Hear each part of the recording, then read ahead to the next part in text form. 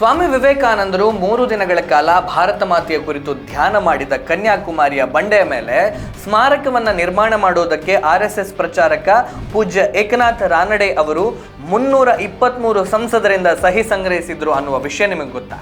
ದೇಶದಾದ್ಯಂತ ವಿವಿಧ ಧರ್ಮಗಳ 323 ಸಂಸದರನ್ನ ಒಟ್ಟುಗೂಡಿಸಿದ RSS ಪ್ರಚಾರಕ. ಹೌದು, ಇಂತಹ ಅದ್ಭುತವೊಂದನ್ನು ಸಾಧಿಸಿ ತೋರಿಸಿದ್ದು ರಾಷ್ಟ್ರೀಯ ಸ್ವಯಂ ಸೇವಕ ಸಂಘದ ಪ್ರಚಾರಕರಾಗಿದ್ದ ಏಕನಾಥ ರಾನಡೆ ಅವರು. ಆ ಮೂಲಕ ಅವರು ದೇಶದ ಪ್ರಧಾನಿಯನ್ನೇ ಅಚ್ಚರಿಗೊಳಿಸಿದರು. ಕನ್ಯಾಕುಮಾರಿಯಲ್ಲಿ ಸಮುದ್ರದ ಮಧ್ಯದಲ್ಲಿ ನಿಂತಿರುವಂತಹ ಸ್ವಾಮಿ ವಿವೇಕಾನಂದರ ಶ್ರೀಪಾದ ಶಿಲಾ ಸ್ಮಾರಕವನ್ನ ನಿರ್ಮಿಸೋದಕ್ಕೆ ಅವರು ಕೇರಳದ ಕಮ್ಯುನಿಸ್ಟ್ ಮುಖ್ಯಮಂತ್ರಿಯಿಂದ ಹಿಡಿದು ಬಂಗಾಳದ ಎಡಪಂಥೀಯರವರೆಗೆ ಎಲ್ಲರ ಅನುಮೋದನೆಯನ್ನು ಕೂಡ ಪಡೆದುಕೊಂಡಿದ್ರು. ಇದು ಕನ್ಯಾಕುಮಾರಿಯ ಶ್ರೀಪಾದ ಶಿಲೆಯ ಕತೆ.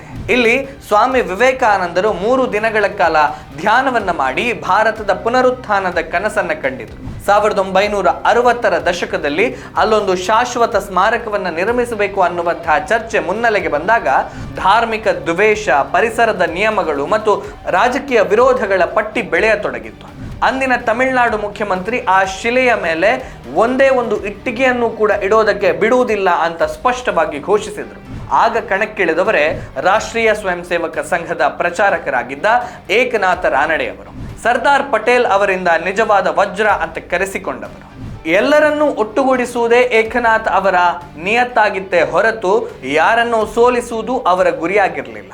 ಆ ಸಂದರ್ಭದಲ್ಲಿ ಸಂಸತ್ತಿನಲ್ಲಿ ಅವರ ಸಿದ್ಧಾಂತವನ್ನ ಒಪ್ಪುವ ಸಂಸದರಿದ್ದದ್ದು ಕೇವಲ 4 ಜನ ಮಾತ್ರ. ಆದರೆ ಅವರು ತಮ್ಮ ಅಸಾಧಾರಣ ಸಂವಹನದ ಮೂಲಕ ಸ್ಮಾರಕದ ಪರವಾಗಿ 323 ಸಂಸದರ ಸಹಿಗಳನ್ನು ಪಡೆದುಕೊಂಡ್ಬಿಟ್ರು. ಆ ಪಟ್ಟಿಯನ್ನ ನೋಡಿದಂತಹ ಲಾಲ್ ಬಹದ್ದೂರ್ ಶಾಸ್ತ್ರಿ ಅವರೇ ಅಚ್ಚರಿಗೊಳಗಾಗಿ ಬಿಟ್ಟರು. ಆ ಸ್ಮಾರಕ ನಿರ್ಮಾಣವನ್ನ ಪ್ರಬಲವಾಗಿ ವಿರೋಧಿಸ್ತಾ ಇದ್ದಂತಹ ತಮಿಳುನಾಡಿನ ಮುಖ್ಯಮಂತ್ರಿಯನ್ನ ಒಪ್ಪಿಸೋದಕ್ಕೆ ಅವರು ಇನ್ನೊಂದು ಉಪಾಯವನ್ನ ಮಾಡಿದರು. ಕಂಚಿ ಪರಮಾಚಾರ್ಯರೇ ಅನುಮೋದಿಸಿದ ನಕ್ಷೆಯನ್ನ ತೆಗೆದುಕೊಂಡು ಹೋಗಿ ಮುಖ್ಯಮಂತ್ರಿಗಳ ಕೈಗೆ ಇಟ್ಟರು. ತಮ್ಮ ಗುರುಗಳೇ ಸಹಿ ಮಾಡಿರುವಾಗ ತಾನು ಮಾಡದೇ ಇದ್ರೆ ಹೇಗೆ ಅಂದುಕೊಂಡು ಅನಿವಾರ್ಯವಾಗಿ ಅವರೇ ವಿರೋಧಿಸ್ತಾ ಇದ್ದಂತಹ ಯೋಜನೆಯೊಂದಕ್ಕೆ ಅವರೇ ಅನುಮತಿಯನ್ನ ನೀಡಿದರು. ಅಂದ ಹಾಗೆ ಈ ಸ್ಮಾರಕವನ್ನ ಯಾವುದೇ ಸರ್ಕಾರಿ ನಿಧಿಯಿಂದ ನಿರ್ಮಿಸಿದ್ದಲ್ಲ. ದೇಶದಾದ್ಯಂತ ಜನರಿಂದ ತಲಾ 1 ರೂಪಾಯಿಯಂತೆ ಸಂಗ್ರಹಿಸಿ ಅದನ್ನು ನಿರ್ಮಿಸಲಾಯಿತು. ಕೇರಳದ ಕಮ್ಯುನಿಸ್ಟ್ ಮುಖ್ಯಮಂತ್ರಿಯಿಂದ ಹಿಡಿದು ಬಂಗಾಳದ ಎಡಪಂಥೀಯರವರೆಗೆ ಎಲ್ಲರೂ ಈ ರಾಷ್ಟ್ರೀಯ ಸ್ಮಾರಕ ನಿರ್ಮಾಣದ ಭಾಗವಾದರು.